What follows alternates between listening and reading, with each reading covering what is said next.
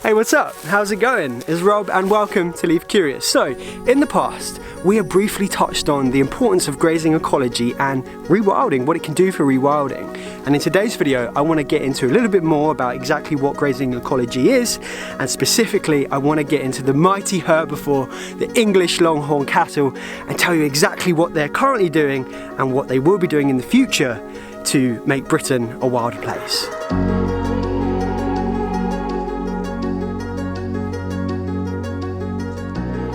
Grazing ecology is the theory of how large herbivores interact with vegetation through both grazing and disturbance.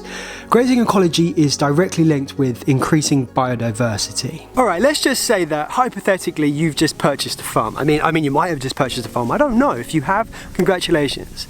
But let's just say you've just purchased a farm and what you've got at the minute is grasslands, previously intensively grazed grasslands.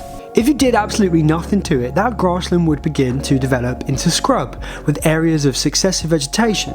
You'd find species like blackthorn that are light-loving, sprawling, thorny shrubs. And then tree species will begin to grow, species like oak, hornbeam, or potentially even ash. Interestingly, the bird species, the jay, will look to these developing areas of blackthorn and go in there and they'll stash the acorns, which they'll then subsequently come and eat in the winter or whenever they get hungry. But of course, some of those acorns will develop into trees, and surrounded by thorns, the saplings are able to develop without being eaten by grazing animals.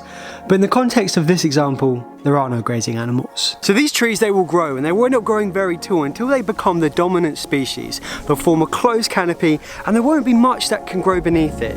This is actually really poor habitat for wildlife. But say if, like within a more natural system, grazing animals were present, the physical disturbance from large herbivores prevents this succession towards a closed canopy forest.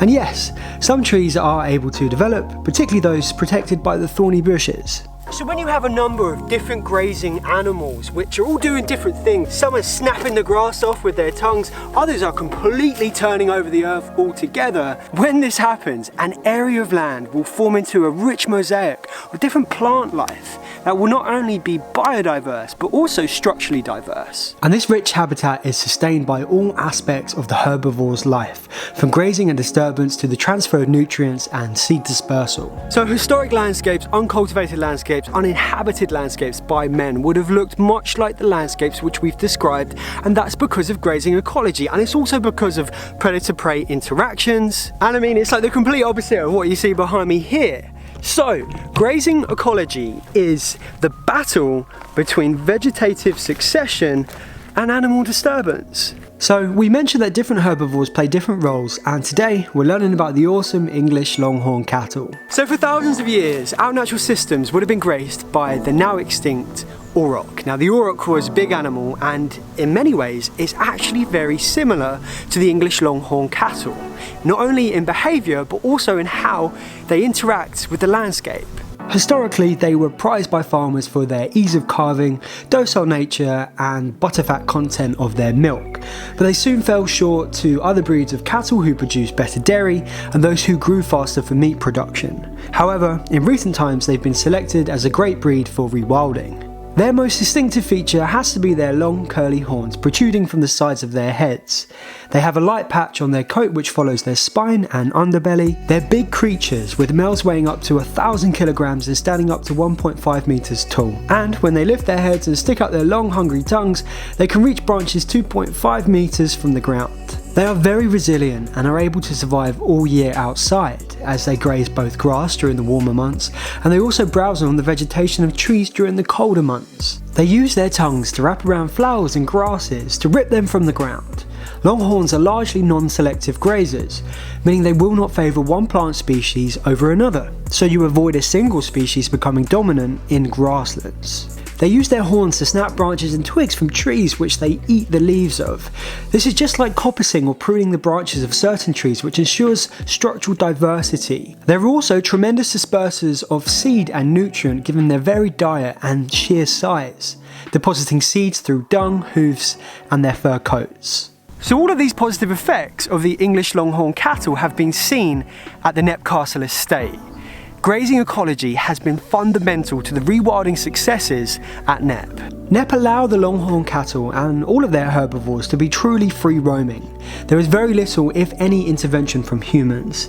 The animals are allowed to establish a natural herd structure, and they act as one too. Also at Knepp, and most likely other farms, they also sell free-range wild meat that comes directly from the Longhorn cattle. You can get a number of different beef products.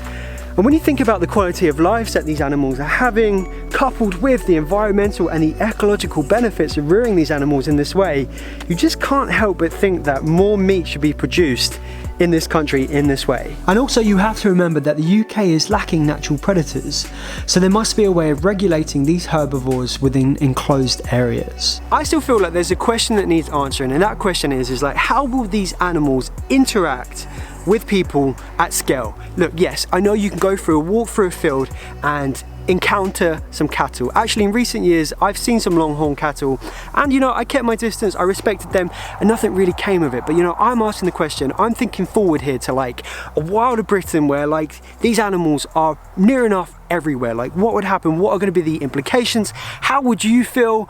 Let me know your thoughts on the English Longhorn cattle. Let me know what you think about grazing ecology. I love chatting with you guys down in the comments. I really do appreciate your feedback. But in the meantime, thank you so much for watching. Live curious.